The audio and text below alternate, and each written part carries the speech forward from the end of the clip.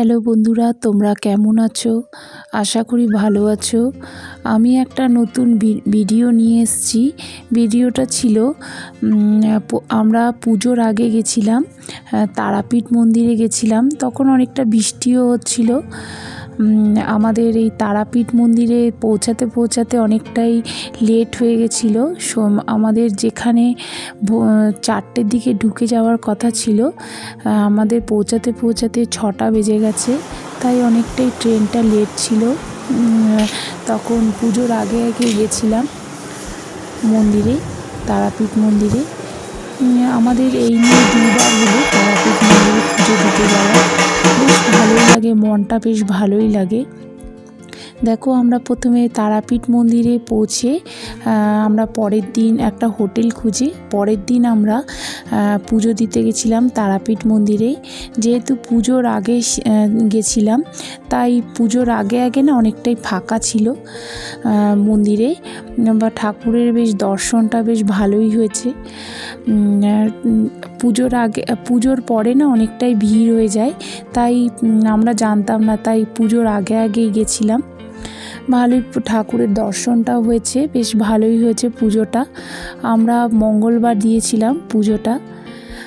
ঠাকুরের দেখো, প্রথমে আমরা পুজো হয়ে একটু ফটো তুলে তারপর আমরা একটু চারপাশটা একটু ঠাকুরকে দেখে, শিব মন্দির আছে একটা সামনে, শিব মন্দির আছে, ওখানে একটু জল ঢেলে আমরা একটু কিছুক্ষণ বসেছিলাম মন্দিরে। দিয়ে দেখো, আমাদের পুজো দেওয়া হয়ে আমরা প্রথমে একটু লুচি টুচি খেয়েছিলাম। তারপর দুপুরবেলায় নিরামিষ, যেহেতু পুজো দিয়েছি তাই নিরামিষ ভাত খেয়েছিলাম। মন্দিরের সামনেই আমরা যেহেতু ছিলাম, আমাদের হোটেল ছিল মন্দিরের কাছাকাছি ছিল, তাই আমরা কাছাকাছি আমরা কোনো একটা নিরামিষ হোটেল খুঁজে ওখানে নিরামিষ ভাত, অনেক কিছুই আইটেম ছিল, নিরামিষ সবজি খেয়েছিলাম। দেখো, তার মধ্যে দিয়েছিল ভাত, ডাল, আলু পোস্ত ছিল, পাঁপড় ভাজা ছিল, 2 রকমের সবজি ছিল। এই ছিল আমাদের দুপুরবেলার লাঞ্চের মেনু ছিল। তারপর দেখো, একটু রেস্ট করে দুপুরবেলায় খাওয়া দাওয়া করে একটু রেস্ট করে আমরা বিকেলে দিয়ে গেছিলাম তারাপীঠ মন্দিরে। যেহেতু কাছাকাছি ছিলাম, ওখানে একটু ঠাকুরের আরতি দেখতে গেছিলাম।